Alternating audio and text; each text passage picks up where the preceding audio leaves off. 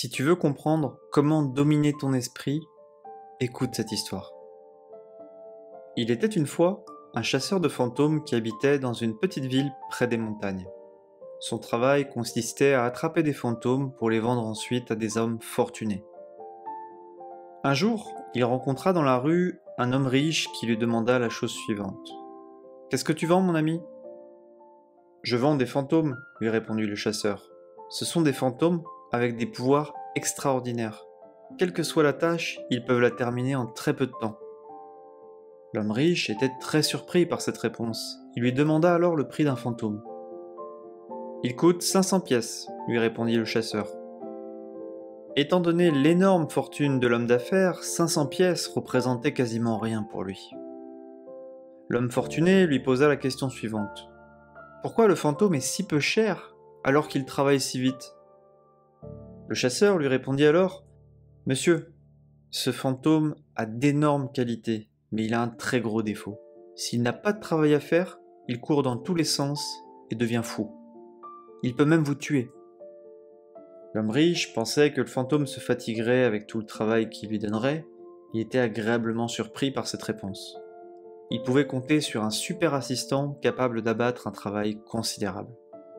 Après tout, le travail ne manquait pas pour la centaine d'entreprises que détenait cet homme. Il acheta alors au chasseur le fantôme pour la modique somme de 500 pièces. Peu de temps après son achat, le fantôme commença à réclamer du travail tout le temps dès qu'il était inoccupé. Le magnat des affaires lui donna alors plusieurs tâches à gérer en même temps. Il les termina toutes en un temps record. L'homme riche était profondément heureux, il n'était plus débordé, il avait plus de temps pour lui, il était vraiment content de son achat, le fantôme remplissait parfaitement sa mission. Les jours passant, la charge de travail du magnat des affaires diminuait drastiquement, au point de n'avoir que très peu de tâches à accomplir chaque jour. L'homme d'affaires se sentait de plus en plus nerveux et inquiet. Il ne comprenait pas ce qui se passait en lui. Il ne savait pas quel travail donner au fantôme, car il abattait un tel travail tellement rapidement qu'il n'y avait plus rien à faire. L'homme fortuné savait pertinemment que s'il ne lui donnait plus de travail, le fantôme deviendrait fou et pourrait le tuer. Son inquiétude grandissait de jour en jour, il n'endormait plus la nuit. Sa santé commençait à se détériorer. Un de ses amis contacta un moine considéré comme un grand sage. Il lui demanda de venir en aide à l'homme d'affaires en détresse. Ensemble, ils pourraient sûrement trouver une solution à son problème. Quelques jours plus tard, l'homme riche raconta au moine toute l'histoire au sujet du fantôme. Après avoir écouté l'homme fortuné, le moine se mit à rire et lui dit surtout de ne pas s'inquiéter. « La solution est très simple, vous n'avez qu'une seule chose à faire, lui expliqua le moine. Demandez à ce fantôme d'apporter un long bambou et demandez-lui de l'enterrer dans votre cour. Lorsque vous avez du travail, dites-lui simplement ce que vous voulez qu'il fasse. Et quand il n'y a pas de travail, demandez-lui de sortir et de réenterrer le bambou encore et encore, indéfiniment. Votre travail sera fait, et s'il n'a plus rien à faire, il aura toujours une occupation avec le bambou qui est enterré dans votre cour. Il ne viendra plus vous déranger et vous serez tranquille pour le restant de votre vie. » L'homme riche appliqua à la lettre la solution préconisée par le moine, et son problème était finalement résolu. À présent, chaque fois qu'il avait du travail, il demandait au fantôme de le réaliser. Et quand il n'y avait pas de travail, il lui demandait simplement de continuer à sortir et à remettre le bambou dans son trou. De cette manière-là, le fantôme était occupé constamment. Quels enseignements peut-on tirer de cette histoire ?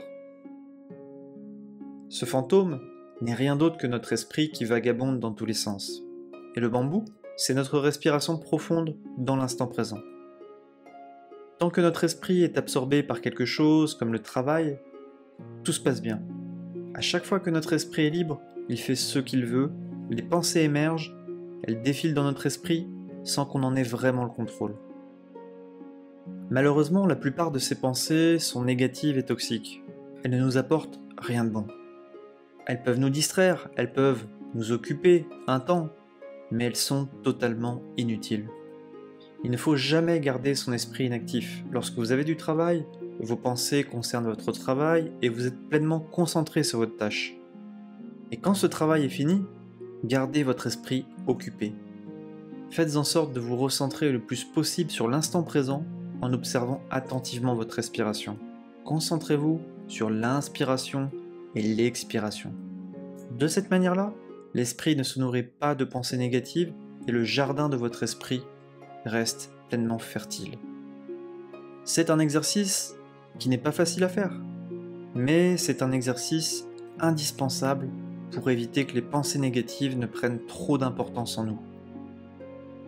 Ce qu'il faut retenir de cette histoire, c'est que lorsqu'on a des pensées négatives et toxiques, on doit se recentrer dans l'instant présent en étant à l'écoute de notre respiration.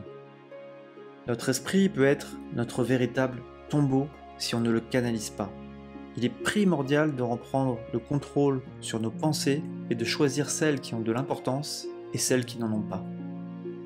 Retenez bien que le bonheur et la paix intérieure se trouvent avant tout dans l'instant présent, dans ce moment où vous respirez profondément, où vous vivez pleinement. Laissez votre esprit diriger votre vie et vos états émotionnels, et c'est toute votre vie qui en sera impactée négativement. Quand on choisit de reprendre les rênes de son esprit et de dominer ses pensées, on transforme sa vie à jamais.